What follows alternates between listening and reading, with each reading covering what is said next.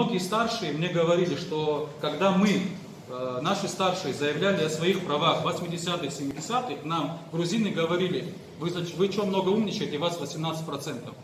Это люди, это были потомки тех, кого переселили в 26 году. И их переселяли под видом экономической помощи республике. Это не были люди, которые говорят: вот они приедут, будут здесь у вас жить и править.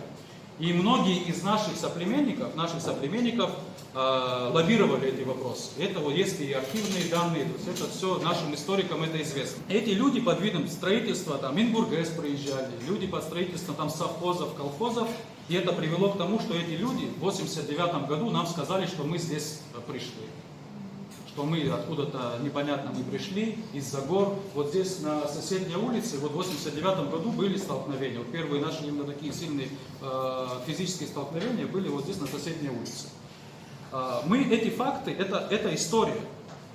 Против вот этого законопроекта выступает не Атгурлак Билала, не Ливан Мика, не Ахраб Жани. Это наша история. Мы лишь выражаем опасения нашего народа, основанные на предыдущих наших поколениях и тех проблемах, которые у нас были. Сегодня то, что мы здесь находимся в парламенте, то, что у нас есть свое государство, что мы можем принимать сами свои решения, то, что мы восстановили нашу государственность, которую мы потеряли 150 лет назад. И это не только на войне мы это приобрели. Это наши старшие, наши деды, наши прадеды, каждый на своем этапе, каждый в свое время вел борьбу, чтобы мы сегодня к этому пришли.